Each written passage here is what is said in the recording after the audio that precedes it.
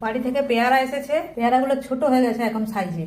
আগে বেশ বড় হতো, পরিচর্যার অভাবে এই সব হচ্ছে। এখন সংখ্যায় বেশি হচ্ছে কিন্তু আকারে ছোট হয়ে গেছে। পেয়ারা মাখা করব। তোমরা কে কে পেয়ারা মাখা খেতে ভালোবাসো অবশ্যই কমেন্ট করে জানাবে। আমি এখানে দুটো পেয়ারা ছোট করে কেটেছি, একটার ছাল আছে আর একটার উপরে একটু কালো কালো দাগ ছিল বলে একটু একটু করে তুলে দিয়েছি।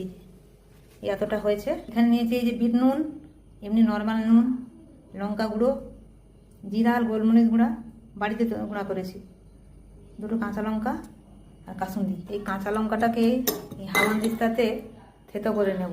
প্রথমে দেব নর্মাল নুন, তারপরে দেব লঙ্কা গুঁড়ো, জিরা আর গোলমরিচ গুঁড়া, থেতো করে লঙ্কা দিয়ে দিলাম, কাসুন্দি। এটা আমি নিজে তৈরি করেছি বাড়িতে। এবারে মাখিয়ে দিই। কার কার জিভে জল আসছে বলো? আমি তো নিজেই কথা বলতে পারছি না, জিভ দিয়ে জল বেরিয়ে আসছে। এবারে কম করে একটু বিট নুন দিয়ে দেবো। বিট নুনটা জাস্ট স্বাদের জন্য। বাচ্চারা পড়তে এসেছে তাদেরকে দেবো, তাদের পড়া হয়ে গেছে, বাড়ি চলে যাবে। তোমরা এরকম পদ্ধতির বাড়িতে বানাও, দেখবে খুব ভালো লাগবে খেতে। একটু লেবু রস দিয়ে দিচ্ছি।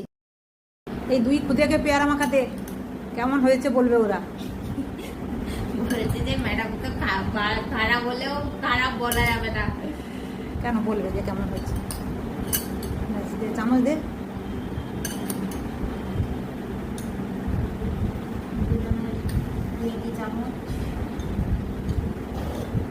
নে রুদ্র একটা নে,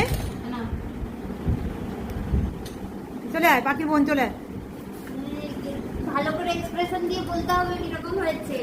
হ্যাঁ, জোর করবি না, যেটা হয়েছে সেরকমই বলবি, ভালো না খারাপ।